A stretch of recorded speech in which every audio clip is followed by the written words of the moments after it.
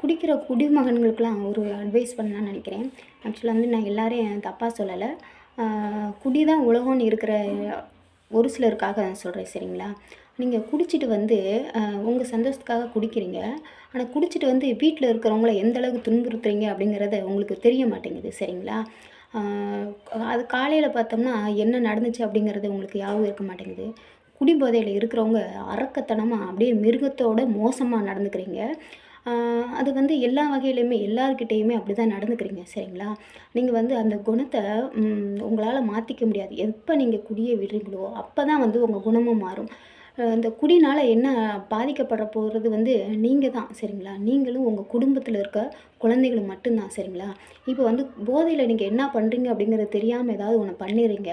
வீட்ல இருக்க பொம்பளைங்க வந்து ஏதாவது மனசு வெறுத்து அ பண்ணிக்கிறாங்கன்னு வச்சுக்கோங்களேன். ஏதோ ஒண்ண பண்ணிக்கிறாங்க.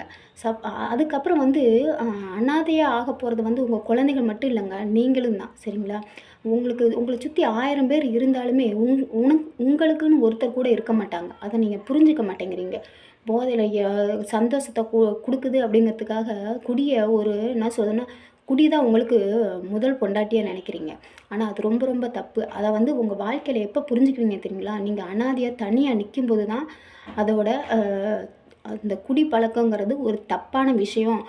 அதனால வந்து நாங்க குடும்பத்தையே இழந்துட்டோம் அப்படிங்கிற ஒரு நெனப்பு வரும் பார்த்தீங்களா? அப்பதான் நீங்க அத புரிஞ்சுக்குவீங்க. அப்ப நெனச்சு எந்த ஒரு பிரயோஜனமே இல்ல.